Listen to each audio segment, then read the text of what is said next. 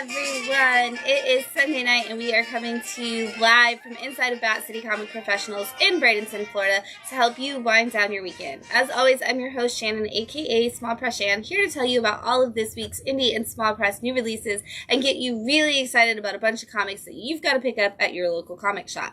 As always though, if we're going to wind down our weekend, we have to start out with what wine we're drinking, and I'm really excited and I totally forgot to grab it. Will you please go grab the book for me that is in Anthony Pizzo's box? Sorry. I'm really excited because we have a special wine this week, and I'm always really excited to try wines that other people suggest, and we've got a really cool suggestion this week. So the wine is called Austin Hope, and that is what it's called, right? Yes, and it is, it's a Cab Sav from Paso Robles, California, and it is actually a special gift to us from our friends at Ghost Machine. So I want to give a really big shout out before I try the wine to Ghost Machine, which is a new imprint at Image. They're fantastic, and shout out to Dani, who is their retail sales manager and all around one of the most awesome people I know, as well as Geoff Johns and Bryan Hitch, who are the ones who recommended this particular wine. And we've got a note from Dani that says, enjoy a favorite of my coworkers, big fruity tobacco flavors, great right out of the bottle, improves in the glass, and just as good a day later. Never disappoints, not the most subtle of wine, but big and fun, which I'm really excited about because those are all things I love. If you don't know, Geoff and Bryan work on, they've created the beautiful, fantastic Redcoat, which actually was one of our books that we didn't know we were going to like or didn't think we were going to like when we first heard about it last year, and then it ended up getting this fantastic award for being a book that completely and totally surprised us, and it continuously does. And if you want to see how surprising and wonderfully good it is, you can actually grab the trade paperback that is out this week. I saved one copy just so that I could show you, but it is out, and you have to check it out. And this actually collects all of Redcoat 1 through 7 and the material from the Geiger 80-page Giant #1, which actually has like your stuff that you're going to need to know about Redcoat and the Northerner and everything that's come. But this is a really fun story of Simon Pure, who is a totally terrible person in his mind, but actually chooses all of the right things every time, and him trying to save the world. So we are going to see exactly what wine pairs with Redcoat in Bryan and Geoff's minds as we check it out. So I'm going to take a drink and see what we think.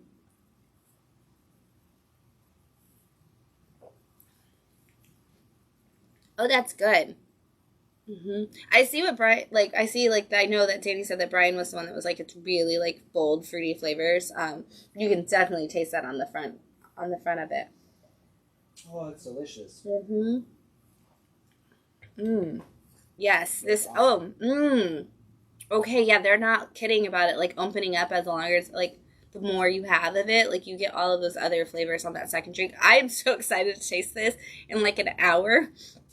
Because I know it's going to have like really, really strong flavors of the tobacco and the oak and stuff, because you can already taste it starting to open up. This is fantastic. Thank you so much, Dani, Geoff, Bryan, and all of Ghost Machine. And we're going to talk about Ghost Machine a couple more times tonight. So definitely stay tuned to hear what I have to say, because their books are just killing it. Everybody is coming in to just be like, I want to subscribe to everything Ghost Machine, and you totally should, wherever your local comic shop is. Their paper quality is great. Their art is fantastic. Their storytelling has been good. The universes that they're building are phenomenal. And apparently they drink great wine. So you should definitely add all the Ghost Machine titles at your local comic shop. I'm going to slide this over for just a minute, even though I don't want to, because it's very good. And I know Dani ordered this from wine.com, so it's easy to find if you need to get a bottle for yourself. Speaking of goodies, before I go too far, I do just want to shout out our awesome, amazing friends at Hello Comics. They sent us some shirts this week. I'm going to try to see if I can just spin around. There you go. That's got their awesome logo on the back and says that they are your friendly neighborhood comic shop in Charlottesville. It is so cool. They're up in Virginia. If you have time, you should check it out. You should definitely swing by there. They also sent us, oh no, did I put a trade paperback on top of the handle? I totally did. They also sent us these really cool tote bags. And this is how I carried all of my comics down here today. And I can tell you, I carried the comics and the wine in this bag and still had room. Like, I could have crawled in the bag with it. It's such a good, like, big giant tote bag. I can't wait to use this for all of my groceries because it is going to fit so much. I don't have to normally put my comics in a bag because I live upstairs. But if I did, this would be the best bag for comics for real. Like, you could get all of the trades and graphic novels and fill it up, and all of your manga and your weekly comics. They'd all fit in this bag, and it's such good quality. So shout out to Kate, Dave, and Anna at Holo Comics for just hooking us up with some really cool stuff. If you want to shop their store, they do have online sales, so you can shop their store, and we will share the website again so that you can do that. And they have a great bumper sticker, but it's already on my car. Is it already on your car? Oh my gosh, yes, they did give us a bumper sticker. We're super excited. They're some great friends of ours. We love, we have so many great, amazing retailer friends, and we are so happy and honored to be able to, like, wear their shirts in our store and advertise for other stores that people can stop at. And speaking of our retailer friends, thank you to Daniel from Goblin Market for stopping by this week. It was really cool to see some of our Chicago store friends as well. So if you are up in the Chicago area, or if you are just really into manga and manhwa and any of the, like, Eastern style comics and you want to know where to get them, Goblin Market also is on bookshop.org. You can shop their manga and manhwa through there or through their website and support them as well. Or if you're up in Chicago, you should definitely go because it's such a beautiful store. It is like it came out of a manga. It's so pretty, and so definitely go and check out their shop. Coming up, well, before I go into what's coming up this last week, we had a great week. I didn't bring those either. I am a slacker. We made zines this week, and it was fantastic. Shout out to our comic librarian friend Kelly, who's the librarian at the Ringling College of Art and Design, for coming out and teaching us a history of zines, which was really cool, and then teaching us how we can make our own. If you have artistic style, if you're more of a writer, if you are more of a collage artist, or just like physical medium in general, all the different ways we can make collage zines. And we made a couple of individuals, and then we made one group zine, which was really cool. They have been printed. Kelly printed them out for us, and they are available at the shop for free. So if you want to check out our zine classes, first zines, we will be having more zine making opportunities, and some big things coming with that. And so if you missed it, don't worry, that's not your only opportunity to do it. It was a ton of fun, and we can't wait to make more together. But again, shout out to Kelly. That was fantastic. And thank you for printing them for us. And then we're celebrating. That was a part of our Will Eisner Week celebration. So we've had so much fun. We even had our Dogman Day to celebrate the #1 kids graphic novels. If you're going to celebrate Will Eisner Week, you definitely want to celebrate those graphic novels. And the #1 kids graphic novel series, of course, being Dogman. We wanted to have some fun with that. And we had a lot of fun yesterday. Writing our own Sarah Hadoff news stories, Mad Lib style, making your own Munchie mutant lunch bags, and just having a lot of fun coloring and making our own Dogman comics. So thank you for everybody who came out for that. Thanks for everybody who came for Sunday Crafternoon today. Again, always so many fun things, including what is coming up this week. So first of all, Thursday, March 13th is actually Fresh Start Book Club, which is our $1 adult book club. It's a $1 book club because you only have to pay $1 to read whatever one issue we are reading for that, which this week is going to be, or this month is Criminal #1. So we're going to get our Brubaker Phillips on and jump into the world of some crime. This is option for a TV show coming soon, so it'd be really cool to kind of get a glimpse into what that world is before it comes to you. But you can grab this book at the shop. If you have it, you don't have to buy the books to join the book club. It's completely free to come. And if you want to come and just hang out and learn about the book, that's also cool. We just did, speaking of Ghost Machine, we just did Geiger #1, the 2021 Geiger #1, which was really cool because then some of us who have read Geiger, the 2024 starting point, we kind of bridged that gap and talked about how the two series connected. But we're going to be doing that with Criminal this week, so come out. That is at 7 o'clock on Thursday. And then Friday, if you subscribed with us to get your comics at Bat City, we are having Subscriber Friends and Family Potluck Night. It is our quarterly fun with our subscribers, so we will be closing the store a little early on Friday night, probably about 6 o'clock. Subscriber night will begin at 7, and please, if you're a subscriber, bring a dish, bring a drink, bring a dessert, and come hang out and just get to meet all of your fellow Bat Fam members. And then this Saturday at 11:30 and 3:30 are comic creation workshops for kids. They're free to join. You do not need to sign up in advance. Bring the kiddos and learn how to make comics. It's going to be a ton of fun. And speaking of comics and making them, we're going to talk about all of the ones that came out this week in the indie and small press world, and we're going to kick that off with Thundercats number 13 from Dynamite. It's exciting to have our Dynamite books back. We had a couple of weeks where we didn't have any just because of the distribution situations that are going on. So we kind of got a couple of different ones this week, which is great.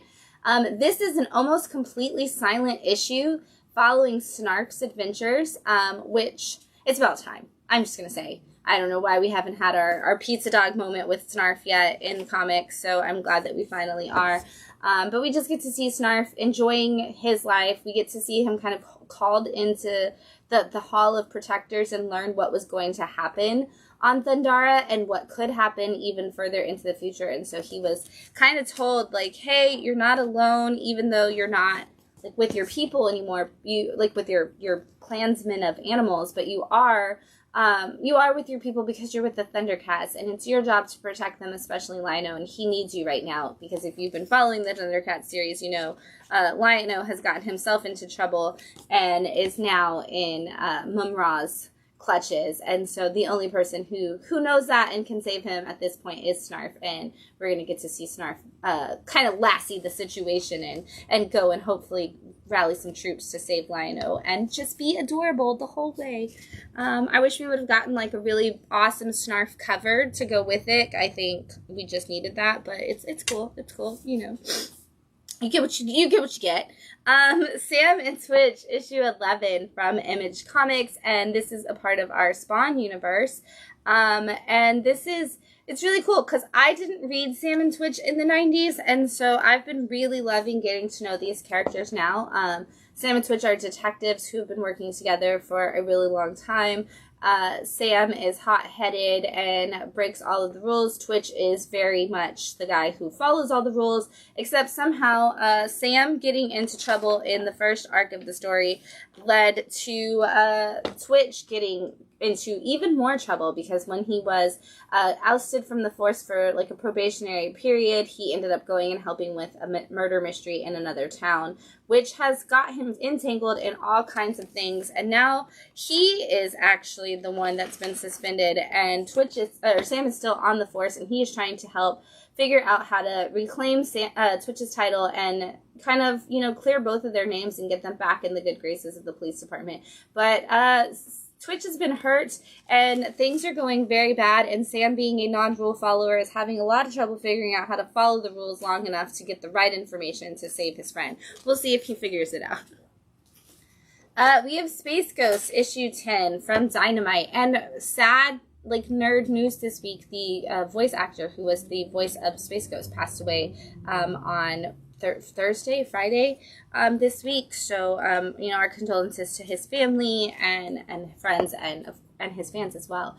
If you haven't been reading this series, Space Ghost is kind of getting a little reboot in here, and he's just met at the very first issue, he meets the kids that are going to be his buddies, and their monkey, and he's been trying to kind of like train them and help them. And they've gone through some big battles already, but in this one they kind of face something that's bigger than they are prepared for, because they meet the Space Spectre, who is a space ghost from the future who doesn't have Space Ghost's principles of not harming or killing people.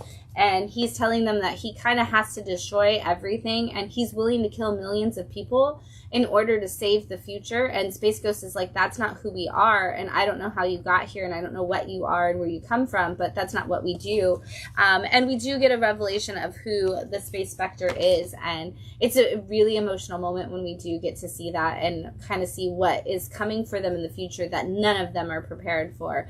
And we're going to see those big things start to play out, and I think that the time traveling is probably going to be what connects us to that Johnny Quest story when we get that Space Ghost Johnny Quest crossover. I have a feeling that those two things are going to become relevant to each other. Powerpuff Girls, issue 8, also from Dynamite. just your daily dose of happiness whenever you read the Powerpuff Girls. And much like the show, it's episodic about the three girls trying to save the world in whatever fun ways they can. And in this issue, Bubbles gets distracted by the fact that there is a pet adoption situation going on, and it's all pets that people returned because they didn't want to take care of them anymore. And Bubbles is trying to use her power of talking to the animals and just loving cuteness to help them find homes.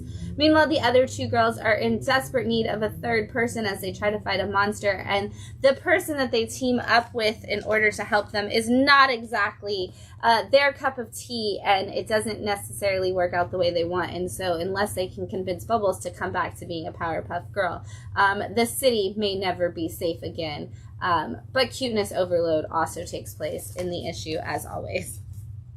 Uncanny Valley issue 8 from Boom Studios. I'm really excited to finally have this next issue of Uncanny Valley because we are getting into some really heavy parts of the series.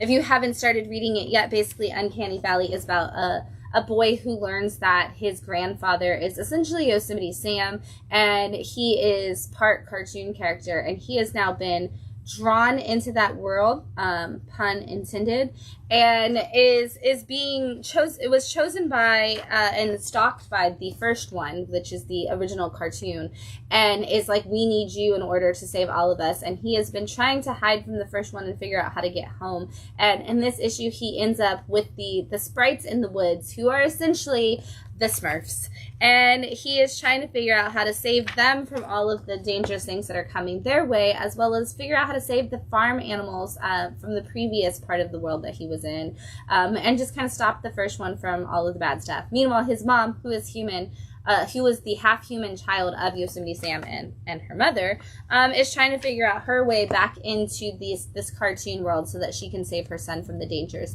that are coming his way. It is so heartfelt. It is so cool to see all the different characters that Tony and Dave are putting into this story, and the ways they kind of get around those copyrights to include so many of them. And we're going to see as this young boy starts to come into his power, both magically and emotionally, if he's going to be able to stop that first one. Hello Darkness, issue 8 from Boom Studios. I cannot believe we are already on issue 8 of this anthology, but here we are.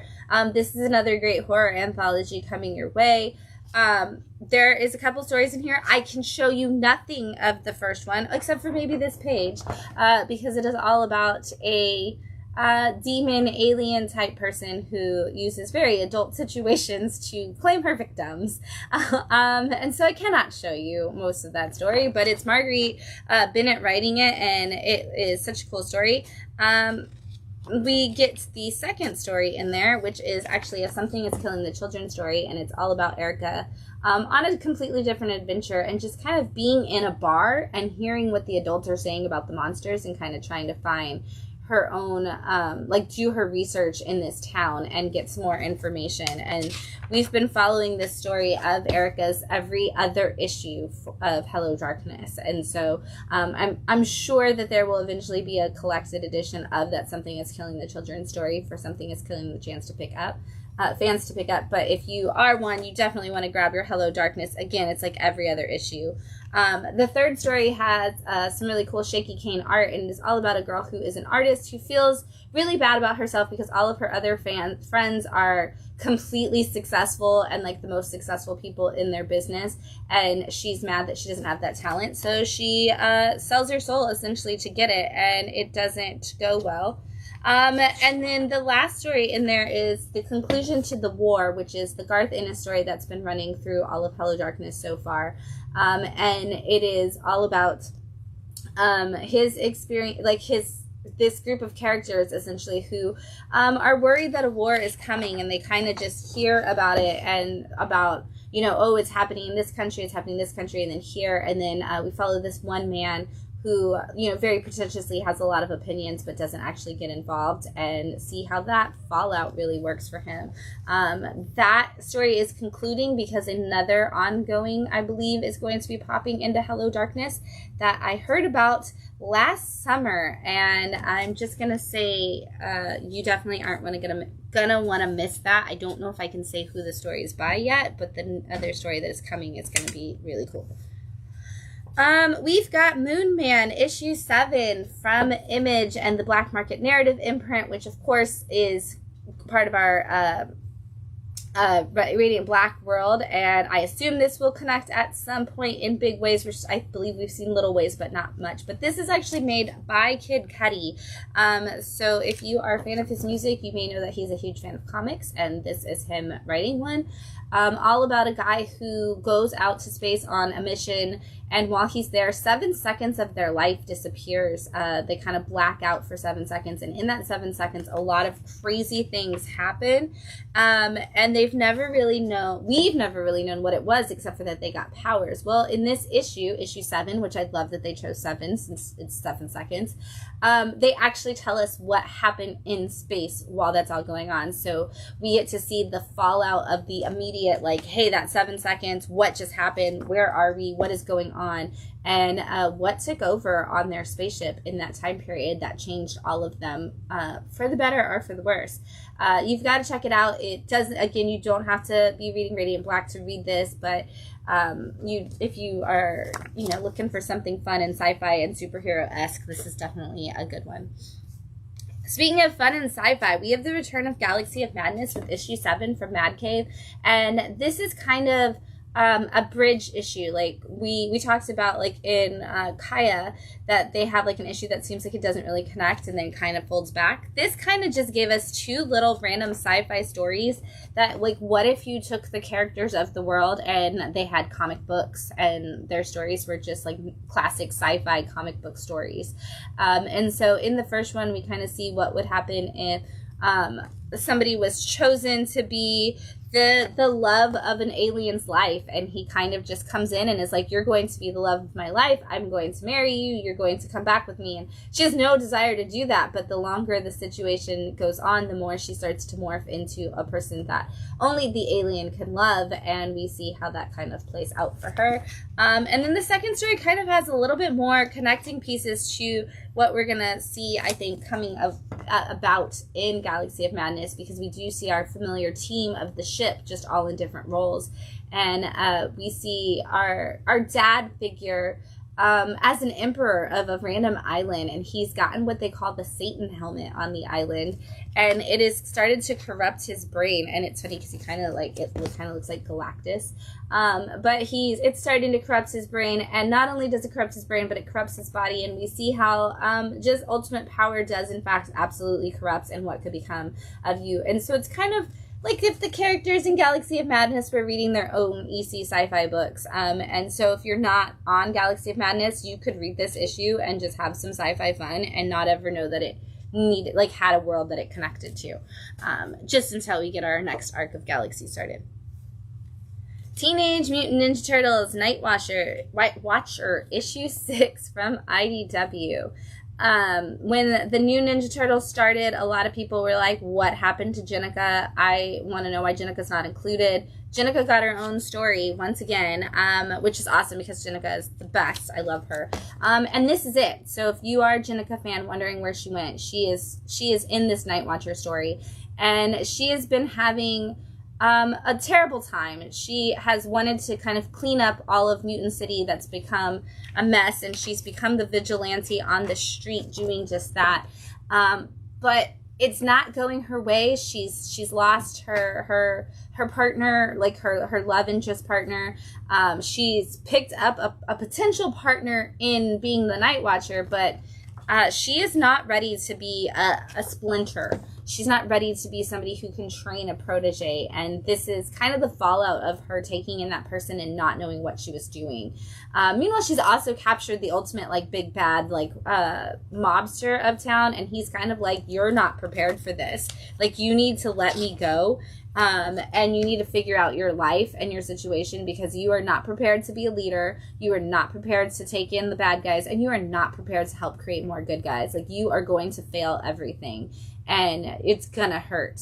And it's interesting to see, like, Jennifer actually dealing with that. We never really see, you know, we always get the vigilante characters and it's always their own inner turmoil, but seeing a character who kind of takes in a Robin and, like, completely messes it up and messes up how to, like, stop bad guys is really interesting to see, especially in the Turtles world. Tin Can Society, issue 6, from Image and the Giant Generator imprint, which is Rick Remender's world.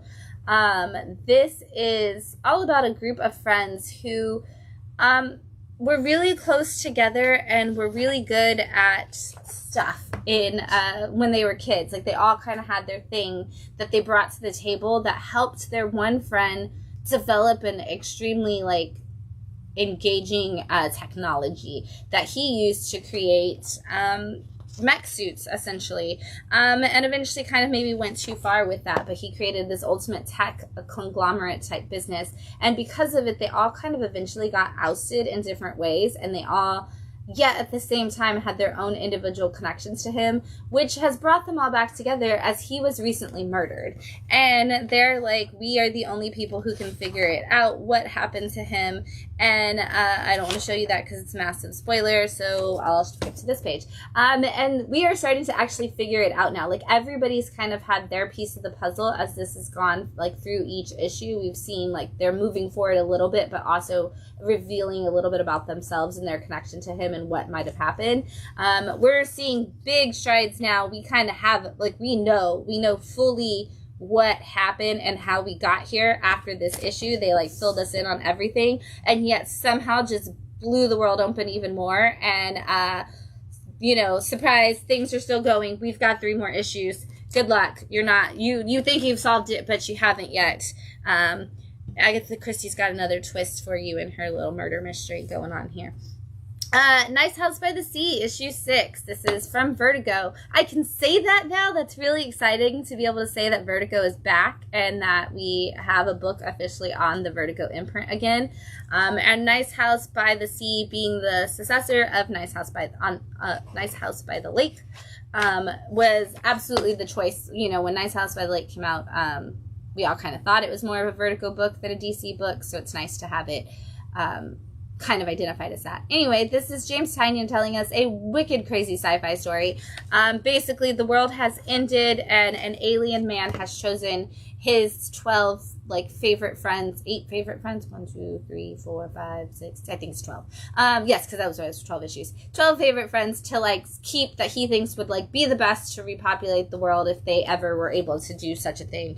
And they thought they were the only people left in the entire world, but it turns out there was another house by the sea, not the lake. And we've been learning about that house, but instead of actually just doing the same story over again, we learned very on that a couple of people know that there is the other house and they need to figure out this connection point. And what they want that connection point for is they want to take out the people by the lake, because they're like, hey, if only so many people can survive, and this is like an alien invasion to keep a certain amount of people, we probably need to take those people out. And so it's proving like what exactly is human nature. Human nature is when you find out that only so many people can survive, even if you are the last 24 people, you're still going to turn on each other and fight each other and try to find like petty disagreements come into actual full-on battles.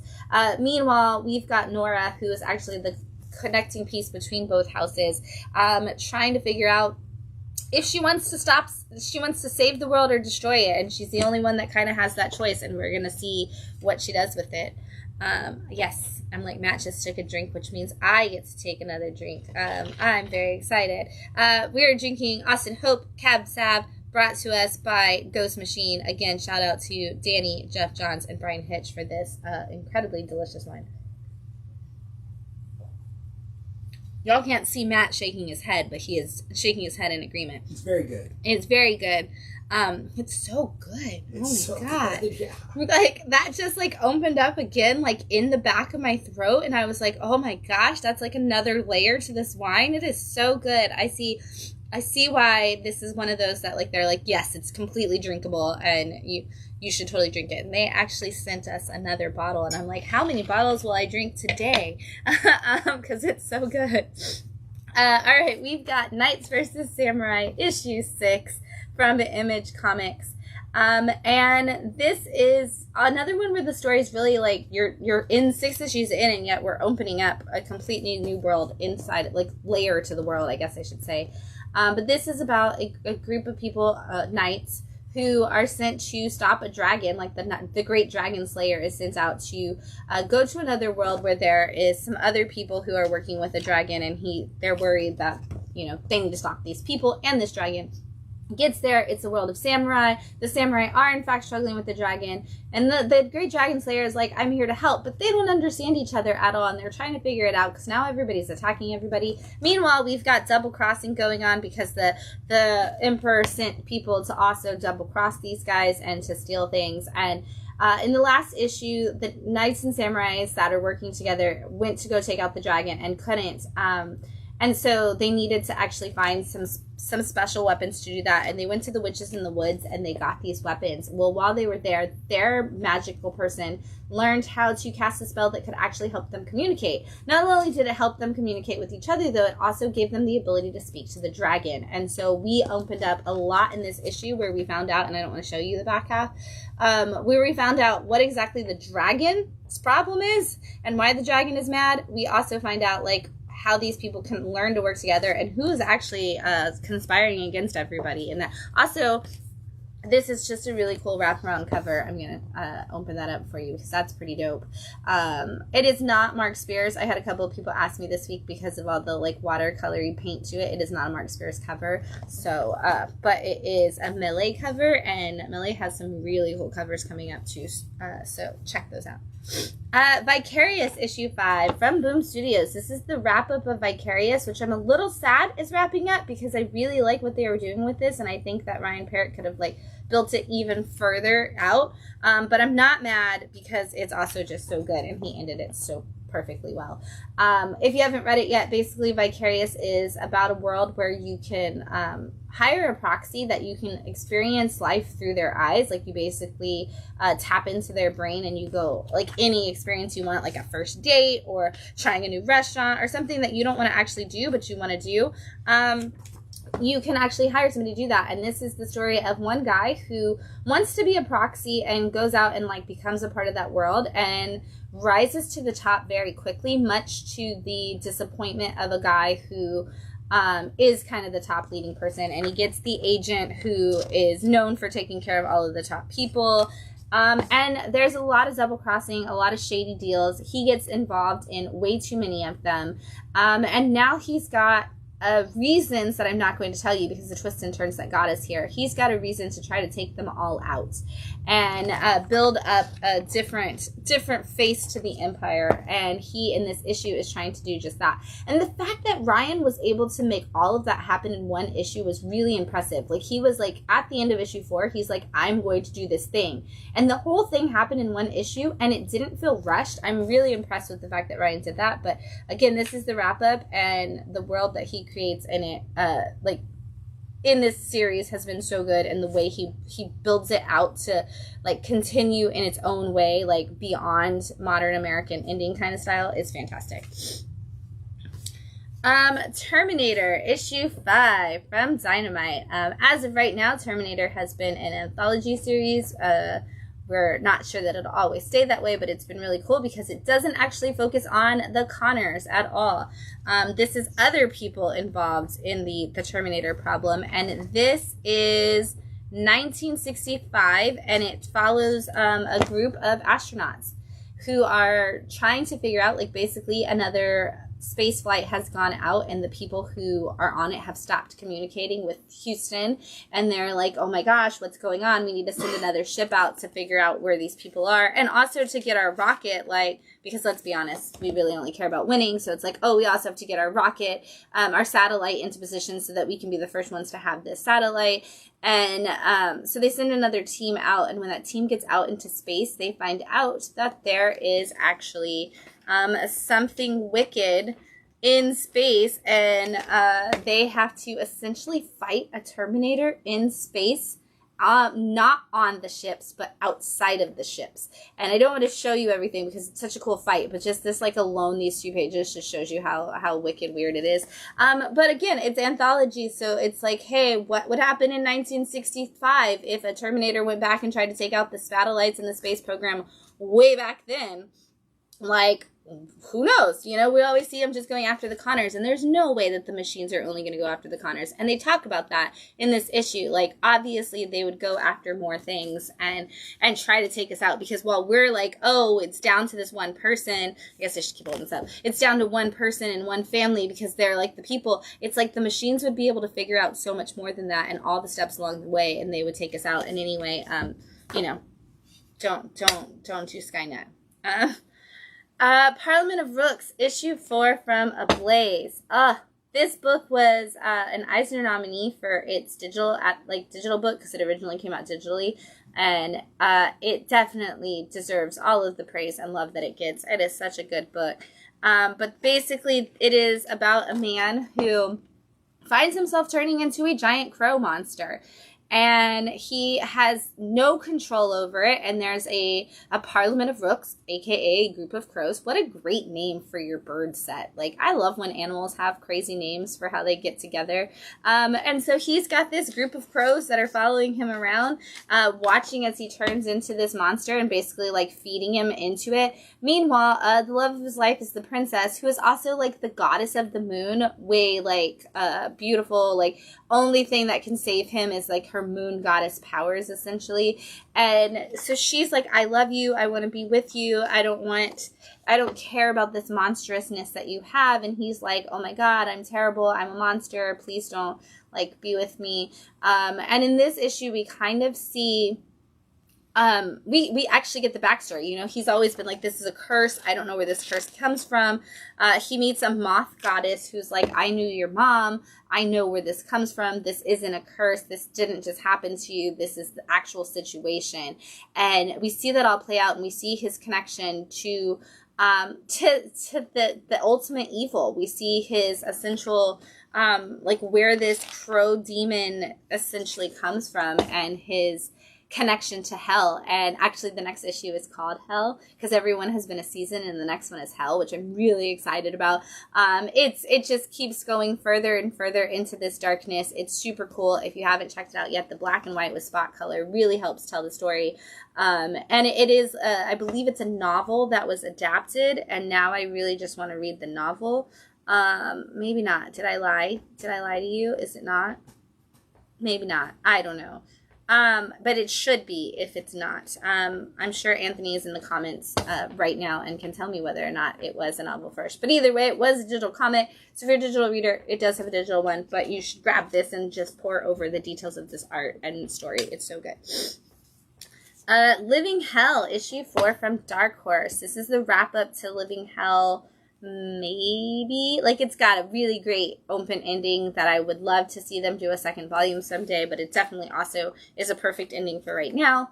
But this is all about a man who is classified as a demon on Earth, but that's because when they decided on one true God, they decided that all other gods were going to be demonized, and so he's actually the god Set from Egyptian culture, and now he's been demonized, and he's been hiding from the world for a very long time because there's people who go around that are called shepherds that are basically capturing all of the demons and sending them to hell. And he's like, I'm not a demon, I'm a god, I shouldn't be in hell, that's stupid. Well, one day he sees somebody coming for him, and he's mad about it and doesn't want to go because he has a daughter and he wants to be there for her life, and he ends up killing this shepherd. And it's very much like the Santa Claus. If you are there for the death of the previous shepherd, you become the new one.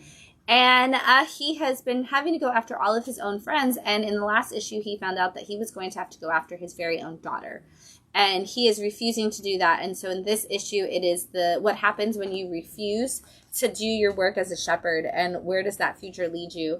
And is there ever really an end to the cycle of the shepherds and the problems that come from it, and the destruction that can happen? We'll see. But you should definitely check it out. Beautiful book. And I love it. I almost sent this to you today, Matt, because there is a disclaimer at the back of the book from Clayton Cowles, the letterer, because he said he's not responsible for the lettering on page 2, which if you want to know that's this lettering, that's all crazy. He put disclaimer, I'm not responsible for the lettering on page 2. And also, I do not condone the use of a crossbar eye that is being done in this book. And I thought Matt would love that because Matt hates crossbar eyes in comics as well. So, Absolutely. I thought that was hilarious that like instead of a bio, like it's literally on their bio pages, and all Clayton put on his bio was, I do not condone the use of this, nor did I do that lettering. We've got Arcbound issue 4, also from Dark Horse, out this week. And this is written by Tom Hardy. And yes, I do mean Venom. In conjunction with Scott Snyder and Frank Terry, which is a huge team of people. And it is basically written to be a movie that Tom Hardy can star in someday. It is the story of a guy who has been a part of this, government operatives that have to go out and like stop any rebellions against the very corrupt government system. And he realizes that he's on the wrong side of history at one point and decides to stand against them. So they send people to take him out. Well, unfortunately for them, there's a whole world of what they call arcs, which is basically like cybernetic suits that people can wear. And somebody who has an old arc system actually saves him and puts him in it. And now he is arc-bound and very determined to destroy the government that is not filled with good people. And so he is leading the rebellion now. And they keep coming for him, but as our action hero would imply, Tom Hardy is not going to lose this battle, and he is determined not to. And in this issue, he teams up with a group of other people in the rebellion and learns about an entire planet that they kind of destroyed and led everybody to believe never existed. And they really don't want that information to come out, and now he has discovered it. So obviously, he's going to bring him down, Tom Hardy style. There's no Venom voice in the book, but if you read the book in the Venom voice, definitely makes it even more entertaining. Huge Detective issue 4 from Titan Comics. What a fantastic story this has become. I mean, it started out really great, but it just keeps getting better. Basically, what if we had human kaijus? This art is also not what any of the rest of the book looks like, but this is kind of like a history moment in the story. But what if we had human kaijus, and basically they took over a lot of the parts of the world, and we were trying to separate, them from us because they have a history of eating humans, and now they're not doing that anymore, and we've all kind of learned to live in our separate spaces and in peace. But one day there is a murder, and it seems as if huge, as they call them, huges, are connected to it. And so a female detective gets partnered with a huge detective so that they can figure it out. Meanwhile, there's like this kid who's a teenager who really thinks he's a huge, but he's definitely a normal-sized person. We've been trying to figure out how that connects, who actually caused the murder, what is going on, and in this issue, we actually get all of those answers, and yet we are not done yet. There is more to come. We are still trying to figure it out. There is a woman who has lost her ever-loving mind that is trying to make a theme park called Gulliver's Adventures and use the Huges as like the space for the theme parks. It's wild. It's crazy. We're going to see if these detectives can stop this completely crazy woman. And what her connection is to everything is a big part of the story. So check it out. Day of the Dead Girl, issue 4 from Magma Comics. This is the end for now of Day of the Dead Girl. I do hope we get more of this because I absolutely love this character, Sam, who is super fantastic. Basically, Sam is a coroner and has to move back home to live with her mom, who is a bruja or a witch, and she really wants nothing to do with witchcraft and her mom in general, but all of the witches in town have started to be murdered, and her mom is kind of leading the witch version of the investigation, and Sam, of course, being the coroner in town, is kind of leading being a big part of the investigation on the police side. And those two worlds intersect very much so when Sam finds her own family threatened, not only her witch family that she refuses to accept, but her actual physical family. And I really love the way that the culture comes into play in this issue, especially, like, you know, it's like, okay, you're at a point where you need to stop this bad guy, and kind of the only way you can do that is by building a community. And this whole story is just fantastic. The colors have been fantastic. The characters have been great. I love the way they've used ghosts and magic in this story. It all takes place around the Day of the Dead, so we get to see a lot of that, and I really love just using that like magic for stopping serial killers. Very black magic, you know, by Greg Rucka-esque, but with a lot more family side of it than the detective side of it. We also are wrapping up Exit City this week with issue 4 from Mad Cave, and this is kind of the one that is telling us that we're building an underworld story, which is the crossover, like, connect point for Hour of the Wolf, Exit City, and Revolution 9. But this is about essentially an island that's called Exit City, where they basically have no governing rules except for a police force that's really corrupt. And so everybody kind of just throws everything off into, like, all the crime goes to Exit City. And we've had one cop who has been very much like good cop, and he's partnered with a woman who is very much not good cop, but kind of still wants to do the right thing. And over the course of the 4 issues, he's been captured by the bad guys, who we learned what they have been doing with his mind and how they've been trying to control the one good cop.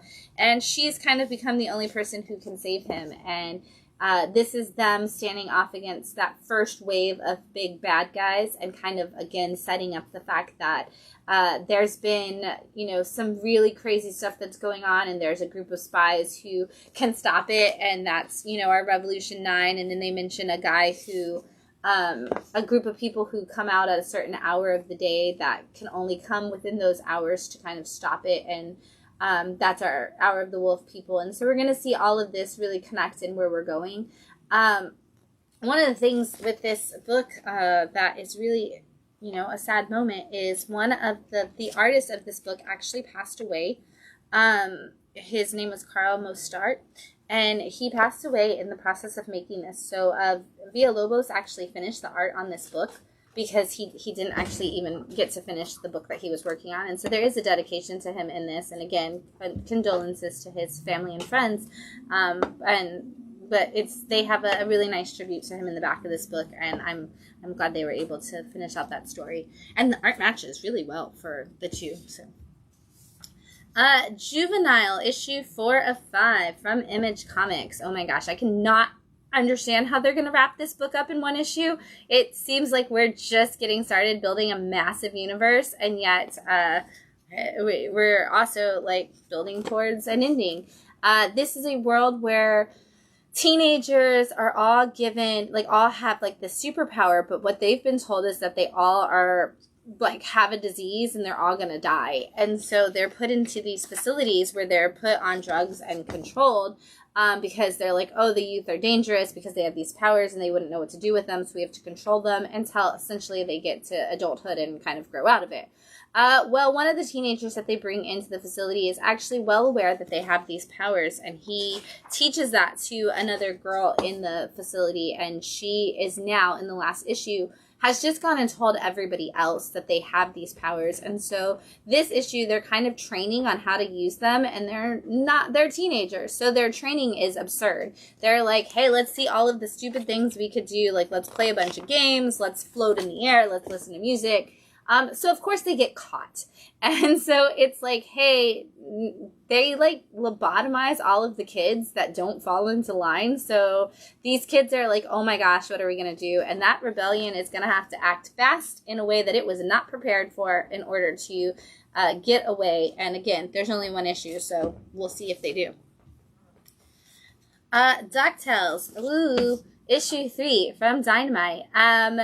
This has been really fun. Uncle Scrooge on an adventure with Huey, Dewey, and Louie.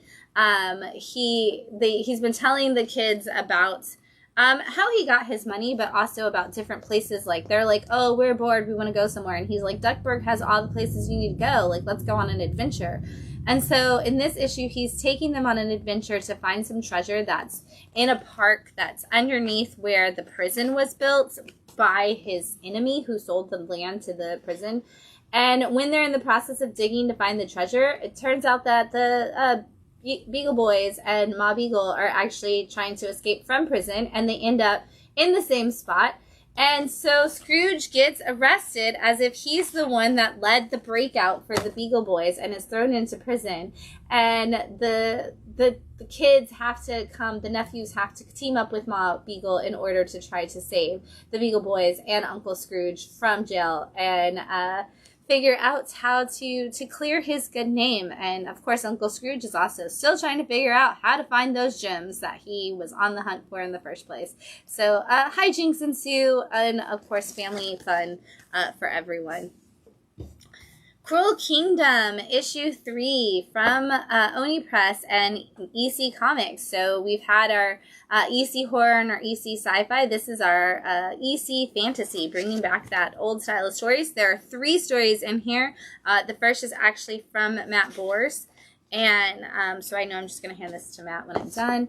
But it is all about a girl who works for the king's chef. And they are supposed to be preparing the most delicate of dishes, the most grand designed like menu for all of the delegates from across the world to come and eat. And she's like so offended because the chef is mad at her for feeding the essentially borrowers that live beyond the kitchen. And she's like, these are my friends and these people I've been working with, and there's not very many of them left. And I'm here to feed them and do great things for them. And we see what that actually entails and means by the end of that. And then the second story Christopher Cantwell did, which is all about King Arthur getting an invitation from a bunch of children to come and have dinner at their house. And of course, these are extremely poor children who have nothing to offer, and everybody doesn't understand why Arthur would go. And Arthur's like, well, I was a boy king, and that's how I was a poor boy who was chosen to be a squire, and that's how I got the sword. And if it wasn't for somebody taking me in, I would never be able to do that. So now I want to show other kids what it's like. It does not go well for him. And then lastly is a story that has art by Andrea Moody, who just had a birthday this last week. So happy birthday, Andrea. But this is a story about a woman who is hired to take out some like epic terrible people who are scavengers, and they've scavenged people, and they're like taking them to enslave them. And she's like, I'm just here to I'm just trying to get to the next town, and joins their group and has to take them down. And we see what that looks like for those people and for her and who she wants to be. So check it out. Sword and Sorcery, all kinds of fun fantasy stories, but they all still have that EC get your comeuppance at the end. All right, we've got Warm Fusion issue 2 from Distillery. So we're heading into our IMAX era right now because we've got a couple of Distillery books that came in. This is the story of a futuristic world where basically, let's see what I can show. Oh my gosh, this might work. It's a little too much, but we'll show it anyway. Basically, there's somebody who is killing sex workers, and this police detective is trying to solve the mystery of what is going on. He's the only one that's looking into it because nobody thinks that it matters if that's happening. And he's done a lot of investigation. Well, he's teamed up with a girl who goes by Snow White in the underworld, and he's been trying to help her solve this mystery of what's happening to all her friends. The police detective goes missing, and she starts in this issue kind of her own investigation because she's trying to find him. And that leads her into some very dangerous circumstances. We do get to learn about her past and her family. We get to see a little bit of them, but we also get to see the person who is actually behind all of the murders and what is going on with those, and how just like the government and the police don't care anything about what she has to say. And so she's like, I want to do something to stop all of these people, but I don't know if I can. Meanwhile, the scientists and everybody are trying to come up with a system that will create new limbs and kind of heal people for different issues. And that isn't what we think it would be. It's not a positive thing in any way, shape, or form in the end. And it definitely ties into our murder mysteries. So literally the back of the book was like, this is perfect for like fans of extreme sci-fi, like mysteries, like things like Philip K. Dick and stuff like that. So we're seeing a lot of honestly, like somebody asked me the other day, they were like, do you just have any comedy books? And I was like, right now I've got a lot of sci-fi murder mysteries going on, and a lot of sci-fi in general, and a lot of horror murder mysteries going on. So there's a lot of non-true crime, but there is also kind of true crime stories going on. So, but we're seeing a lot of sci-fi books that are mystery and murders and stuff coming in, which is really cool. And speaking of distillery, we have issue 2 of The Missionary out this week, and this is from Ryan Stegman. This is basically, I feel you get a very like Venom-esque feel actually from this, because this is about a guy who finds out that his wife is cheating on him with the pastor from the church, and he's very angry and upset about it. And while he's in the church, a demon crashes through, and he ends up offering him a way to stop being, you know, like crapped on by everybody in the world. And so they end up teaming up, and that's why it's very Venom-esque. Like this, you could read this demon's voice in the Venom voice and it would sound the same. But it turns out that this demon is also on the run from some other demons and some bigger things, because like the end of the world is coming about, and he may be in some way connected to it, whether that's to stop it or to bring it about. Not really sure. Like literally the gate of heaven has gone missing, and they don't know what to do. Demons are breaking out of hell. Like the son of Satan is using his mother to try to like overtake like Satan itself. So there is a big giant like epic battle coming between good and evil. And evil, honestly, like the demons are kind of just all going after themselves. And this guy is now stuck in the middle of it because he bonded with a demon just so that he didn't have to feel like his wife thought he was a loser anymore. And so he's put himself in a terrible position. And I don't know what he's going to find out for himself there, but something hopefully good. We have Frankie Boy Monster, and this is actually issue 2, but you don't really necessarily need to read them in order, and it's from Cosmic Lion Productions, and I just love it. This is literally about it's the Universal monsters in a completely fun new take, and so we've got a little boy who's Frankie Monster, and in this issue he is talking to the vampire about the fact that like the werewolves are around, and like, oh, what's going on with werewolves, and they end up like a werewolf coming, and he's like, oh, I've got to go. Like he's like, I need a boy comes up and is like, I need your help. My dad is turning into a werewolf. Like he's kind of the bad person, and I want to figure out how to deal with the big bad wolf, essentially. And Frankie is like, okay, well that's my job. I can go around and help you. And he learns that, you know, not everything that he's hearing is truth, and not everything about the monsters is what we think it is. And this kid is definitely just dealing with a parent he doesn't want to deal with, and the way he's dealing with it isn't well. It's really cute. It's also really like got some good horror elements. It's also got some really cool art. I'm actually like, this is definitely something like that feels very like almost Bad Kids Pressy in the style of art. And you guys got to check it out. It's just, it's super cool. And it's a new up and coming artist. It's Morgan B. Heron. And they literally said like, this is a great way to get on the ground floor of a creator she's got a lot that's coming up in the future. So always check out those books. These kind of books like this will be on our graphic novel and zine section. So check it out. We've got Slaughter Otter issue 2 from Keenspot, which is one of the most ridiculous books on the shelf, honestly. This is about an otter who kills people. He's like a vigilante person, and he has been like caught in the last issue. He was caught by the like imperial forces, and they like took his arms and everything. He's like in prison, but in this issue it's all about him breaking out and going after like the evil rulers of this kingdom. And so he breaks out, and we kind of just see all of the darkness and all of the bad things that they're up to, but we also get to see Slaughter Otter just be absurd. He's very much like Cable, Deadpool kind of situation. So, you know, I mean, this name's Slaughter Otter. Of course he's kind of Cable and Deadpool. But yeah, you actually even get like Deadpool and Cable homages so far with the covers, which is kind of cool because they know what they're doing. But if you're just looking for something a little hilarious that still gives you an action-packed like superhero story, Slaughter Otter is going to be it.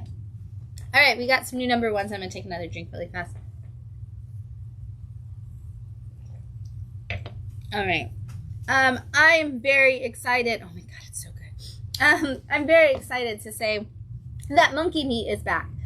Junie Baugh's been writing the Teenage Mutant Ninja Turtles Night Watcher, the Jenica story we talked about earlier, which has been really exciting for me because I love Junie Baugh. But Monkey Meat is why I fell in love with Junie Baugh's writing and art, and so it's really cool to see that Monkey Meat is back with a new volume. And so this is the summer batch, issue 1. You don't need to actually read Monkey Meat Volume 1 to read this, but you should, because Monkey Meat Volume 1 is fantastic. Basically, Monkey Meat is an evil corporation who does all of the things that evil corporations do, and these stories are kind of anthologies of the fallout of that. Like, it kind of goes through the different people that work for Monkey Meat. It goes through the island that Monkey Meat is producing their stuff on. It goes through all of the like company recalls and things like that.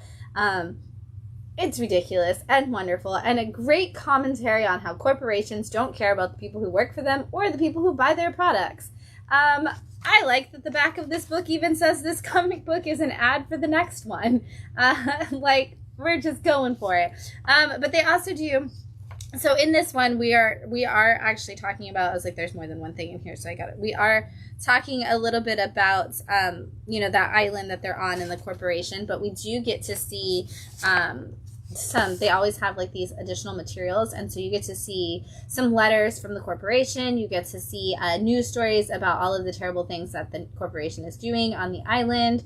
You get to see ads for some things that are coming up, so it's a nice like multimedia, and then you still get usually 1 or 2 stories in it. And I think that in this one we get to hear about the mascots that they had. So basically they created these 2 characters to be like the brand representation of Monkey Meat, and they made comics and everything about them, and they're like, this company is awful, this comic is awful, the way that they treat people is awful. We went out, and you kind of just get to see those mascots kind of even walking away from it. If you just want to laugh, pick up any copy of any issue of Monkey Meat, and also you know, check out, it's great story, great art, great fun, and it's all in newsprint.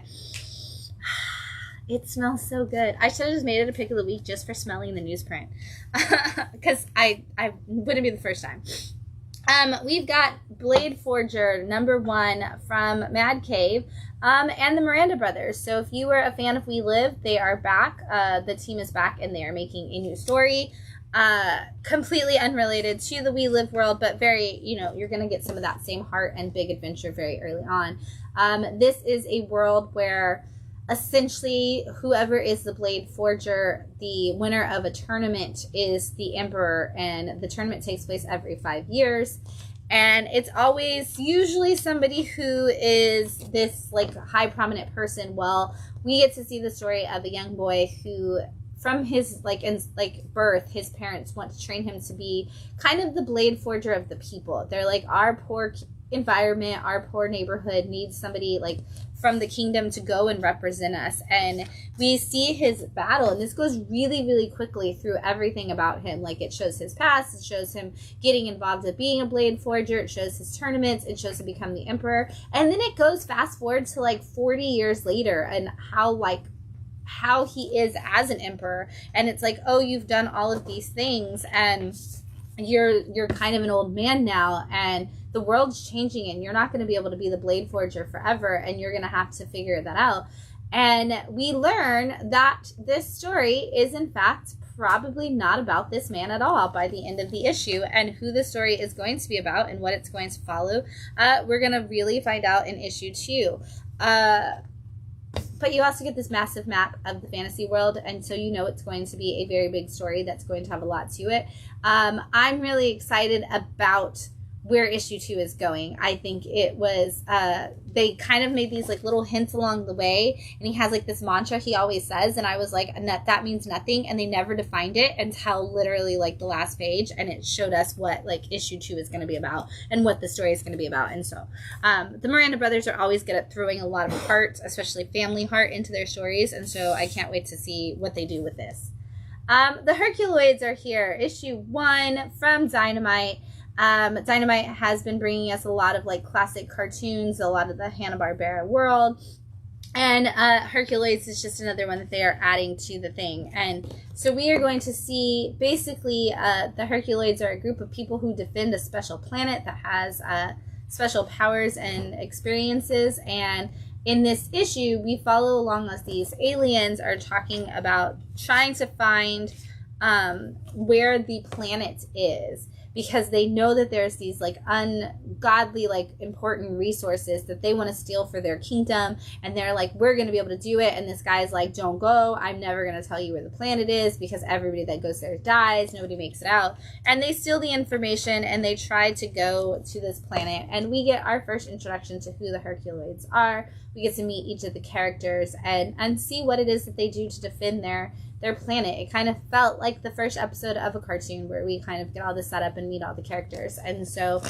if you are a fan of them, it seems like you're gonna get like all of the other ones, like Space Ghost and Johnny Quest, a little reboot that also kind of holds true to the characterization of those characters. We've got Feral Star, issue 1, also from Cosmic Lion. And this is a big space adventure kind of opening up for us in this issue. A little bit oversized, but basically we've got a group of mercenaries, I guess is the way to say it, who are constantly on different quests, and they've just completed like a really big quest that's given them all the money that they need to stop doing what they're doing. And so they're in a bar celebrating the fact that they're done and that they don't have to do this anymore, and they're all talking about what it is they're going to do with their cut of the money. And this random guy shows up and is like, hey, me and my mate here to steal all of like the data unit that you have. We know you have a data unit that you stole. We're taking it. This person wants it and we've come to claim it. And they're like, you can try, but we're not going to let you. And so it comes into this big bar brawl as they try to defend the stuff that they've gotten, and they realize that maybe they're not out, because maybe there is more to what this data unit system is. We actually learn what that more is in a little bit of capacity, and we see that this is only the beginning for these people, and what they thought was the end of their quest is actually just the very beginning. Very more of a serious version of Guardians of the Galaxy. So if you're looking for like a team up of people who are just like out and like trying to get cool things through space and deal with big battles, it's going to be that, but without all the jokes. Darkwing Duck is relaunching with another #1 from Dynamite. It is so much fun to see, because we actually get a little bit more of like a beginning for Darkwing than we usually do. It usually kind of just starts right in the middle of his story. This is like he just adopted Goslin and he's Darkwing Duck, but none of the villains know who he is yet. So he's still actually even on the first page trying to figure out how to like come up with the I am the terror that flaps in the night kind of situation. But in this story, he is like, if I want to be a big superhero, I need to have an arch nemesis, and I don't have one. And so he's trying to do just that. And so he goes after a villain who he hears is attacking the city. And he leaves Launchpad in charge of watching Gosselin, who is very good at getting out of bedtime. And so they end up at the one night only, super cool, kids, you should be in bed, not go to this. And that's like actually literally kind of what the name is, carnival. And Gosselin and Launchpad end up there, which of course is where Darkwing ends up, because he is fighting Megavolt, who needs the charger and all of the electricity from the carnival in order to charge this ultimate battery. And Darkwing is going to have to stand up and fight him and decide whether or not Megavolt is going to be his arch nemesis. And as we know, there is, if you are a Darkwing fan, you know that that is not his arch nemesis. It is just one of the bad guys that's a part of the flock of evil. So that is not what they're called, but should have been. But we're gonna see the next issue introduce another one of his villains from his rogues gallery, so it's gonna keep going. We've got Betty and Veronica, friends forever, Beauty and the Burger, which is just a fun fantasy fairy tale kind of stories for Betty and Veronica. It does start with a brand new story, which is Betty and Veronica getting chosen by a witch, who is like, oh, if whoever does all of the work for me and earns their way, I'll teach them how to be a witch, and they'll get whatever the desires of their heart are. But Veronica doesn't like to work, and Betty feels like she's getting cheated, so they're like, let's just go ahead and learn how to make spells on our own and figure out what the true desire of our heart is. And they learned that it would have been better if they never found that out. And then in the second story is actually just the conclusion to a story that's been going on, which is Archie and the gang get trapped inside of the fairy tale world. They've been trying to figure out how to get out. Jughead is always the only one who knows what's going on and has figured it out. Meanwhile, all the fairy tale characters are back and want their lives back and want to stop being in Riverdale because they've been stuck being like insurance agents and working at Pops and doing all the stuff that the regular people of Riverdale often do. And so they want to go back to their fairy tale world. And so we see that happen. There is, in fact, nothing about Beauty and the Burger in here, and I really wanted a story that was about Jughead, like Princess and the Pea cheeseburger kind of thing, and I was kind of sad that there wasn't, but I love that cover. And so does Matt. Speaking of the Archie world, we have the 9 Lives of Salem. This is a one-shot from the Chilling Adventure side of the Archie world.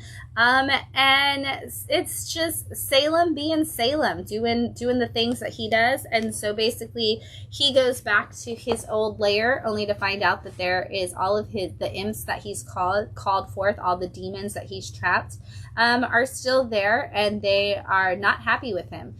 Basically, when he got turned into a cat, he passed them all off onto different leaders and rulers, and at this point, they've all kind of taken out their new masters, and they've come back, and they're determined to take out Salem, because they cannot be free until Salem is taken out. And so, as a cat with no magical powers, Salem has to fight all of these imps and demons, and we get to see Salem do just that. And honestly, I'm just here for a book about a cat being awesome, especially Salem, because I love him. And he's so much darker in the Chilling Adventures world than he is on the classic Sabrina side of stories, or even in the Sabrina the Teenage Witch show. But I just absolutely love to see Salem going at it.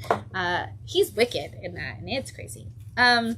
All right, and then before we get to Picks of the Week, we have Mothra, Queen of Monsters. This is actually a series. This is not going to be just a one-shot. It's going to be a limited series, and I'm very excited about it. Basically, it is the story about two sisters who are twins, who one of the sisters believes that during an attack of kaiju that Mothra is a part of, that her sister is killed, and she is very upset about it, and she blames Mothra for it, only to find out that her sister was not actually killed. She was taken by the Mothra twins to actually train on how to call Mothra and how to be a part of the Mothra song. But now Mothra was killed in that battle, and she did not lay an egg, which, if you know your Mothra lore, like if Mothra dies, she always has an egg, and the twins sing a song and Mothra comes back to life. Well, that didn't happen, and so they don't know how they're going to actually save Mothra and bring her back. But if Mothra doesn't exist, neither does the planet Earth, because she is the glittery, stardusty power that makes our Earth a beautiful place. And so these twin sisters are now being forced to kind of like come together and work with the Mothra twins, the priestesses, to figure out a way to save Mothra. And Anthra is our bad guy that we're seeing in this. This is everything I could want from a Mothra book, because you got the twins, you got a story that's now, you got a lot of heart, you got Sophie Campbell writing it and Matt Frank on art. I'm happy. You don't need to do anything else. You already nailed it. Whatever you go from here. But I really, really, really love the setup for where this is going, and I cannot wait. So excited. If you didn't read it and you're a Mothra fan like I am, you gotta read it. All right, we've got 3 picks of the week really fast. First up, since we're talking about all those sci-fi books that they keep saying are perfect for fans, Philip K. Dick, let's go with Missing on the Moon, issue 3 from Mad Cave. This story, like issue 2, I was like, okay, like we're unfolding the world a little bit. Issue 3, we had so much to say that was fantastic. Basically, we are in the world where we've colonized the moon. Actually, Russia got there first. Now we've come in and we're kind of doing it, and it's just like everything else. Once we destroy one place, we've got to destroy another, and so we've already created slums and terrible situations for classism on the moon, and we've got one detective who's trying to figure it out, and what is going on, because a lot of young children have gone missing from the slums and the poor communities, and nobody cares except for him, and they keep trying to cover it up, and he is like, we need to do something about it. Well, now he's been framed for being the ultimate like rebellion leader who they think is like hostile and doing everything, and he's been thrown in prison, and he finds out that everybody is corrupt, from his police chief to the senators to everybody in the world, and the only thing that he can do is actually turn to the very people that he's been trying to stop, thinking that they were the bad guys this whole time, and now he's got to team up with them, and he learns a little bit of information about who the person that they always thought was this ultimate leader of the rebellion is,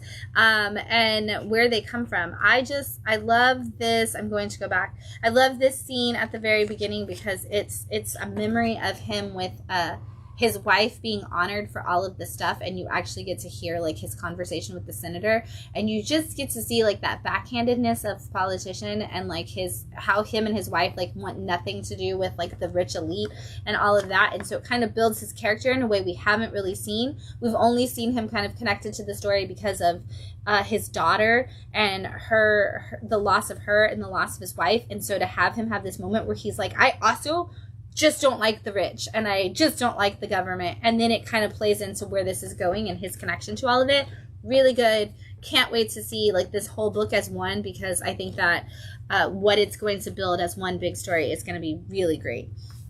Wind has been coming back recently, and I'm going to say we have Wind, The Power of the Blood, which is volume 4 of Wind, in this issue 3. James Tynion, this is James Tynion's best work, in my opinion. Like, I will stand on the platform that Wind is the best thing that James Tynion has and probably will ever do. Like, you can keep trying, James, but Wind is just so beautiful. And we are at the point now, like, if you have never read Wind, I know we're 4 volumes in, grab the graphic novels. They're digest size. They're perfect. But it's this world where magical blood is kind of outlawed in this main city that everybody lives in called Pipetown, and they've been, even though they've come from a culture of magic, there's fairies, there's vampires, there's other types of magical creatures, there's these things called the winged ones that are the history, like, of all things, and we actually learn that history in this issue in more detail, and the connection. We finally get the connection of Wind to the winged ones in this issue 4 volumes later.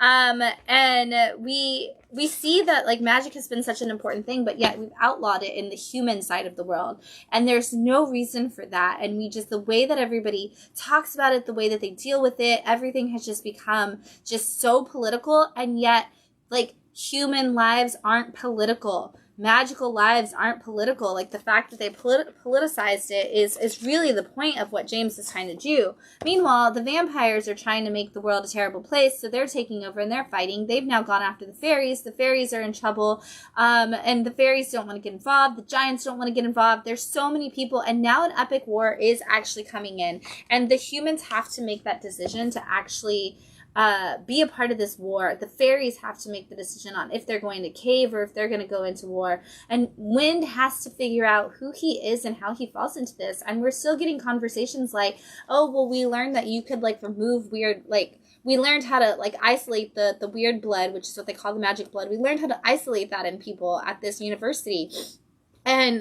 And they're like, so you can remove it because some of the humans have been impacted by it. And they're like, but why would you want to? Like, that's who you are. And it's what you were meant to be. And at the same time, like, in this issue, one of the great things is they do go to this university, and the university is, like, always been neutral because they're like, knowledge should be neutral. And the son of the person in charge of the university is like, at this point, you don't get to stay neutral anymore. We are attacking everybody and everything that we stand for and everything that the world is, and all of humanity and every other race is like, and a type of being is in trouble. You don't get to hide behind it's better to just have an opinion about knowledge and just look up facts and study them and just stay neutral anymore. You have to take a stance. You have to do something. You have to actually choose a side and be a good person or admit that you're part of the problem. And I love that James has always managed to put so much passion into this book with all the characters, and Michael's art is fantastic. Matt always said at the very beginning it felt like a Legend of Zelda kind of world being built, and it continues to just be beautiful. And if you haven't read it yet, get Volume 1. Volume 1 of Wind was one of the most beautiful stories, like, and such a great intro. You need to absolutely read it, and everybody should read Wind. Again, James Tynion's best work. And then lastly, for Picks of the Week, we've got issue 4 of Hyde Street from Ghost Machine. This book, I cannot keep this book in stock. I literally cannot. I have people who call me and are like, I need more copies of Hyde Street. I need a copy of Hyde Street. Do you have Hyde Street? It's the number one. It's one of those questions I get asked every day. And it's so good. So if you haven't read Hyde Street yet, this is basically a world where, like, they say, like, every town has a Hyde Street, essentially. And Hyde Street is the place that you... and that's obviously not what they say. That's what I'm saying. But, and it's like where you kind of go off like the world and you end up in this place where you have to be held accountable for the bad things you've done. And it's like people just make decisions that are selfish and greedy or terrible to other people. And you all end up on Hyde Street where there are people whose job it is to collect the souls of these terrible people and kind of make them take, the moment to experience what it is that they're causing to all these people. Well, what I really like about this issue is we get to see a person who didn't necessarily want that, but ended up on Hyde Street because of his own bad situation, and it was almost because of his self-consciousness. It's about a guy who really wanted to be a big-name actor, and he's always just kind of getting cast in the role of essentially the monster, like Frankenstein's monster. And he ends up feeling like somebody is coming to take his place, and the things that he does become very selfish and cause him to end up on Hyde Street. And everybody expects that he is going to be this monster. They expect him to play the role of a monster all the time because of who he is and how he looks. And he actually doesn't want to be that. And it's really interesting to see when somebody actually does learn how to be a better person and learns what's wrong with what they did, and their experiences, and they do have that redemption arc, but yet they're already in this place where the only way out is to do more bad things and to punish other people. It's like, what do? You made one bad choice and you ended up in this world, and now you want to redeem yourself, and the only way to redeem yourself is by doing more bad things. How do you get out of it? And so he is trying to save all of these people and send them on the good thing, and he's going in counterproduction to all of the people of Hyde Street. And so it was really cool to have this antithesis of what Hyde Street is coming into it and to play with these characters. And so cheers to Geoff Johns, who writes Hyde Street, and to Ghost Machine, because that issue was fantastic, and so is this wine. So again, shout out to Geoff and Bryan and Dani, and I'm going to do it at least one more time.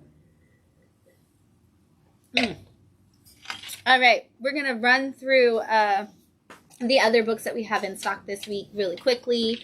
TMNT had the best of Ray Fillet this week. And they've actually changed them to be square-bound books. These have always been oversized, but they still had the rounded back, like the rounded spine, which didn't really work for the book. So I'm really excited that they've turned them into a square-bound. Two-Face is back with issue 4.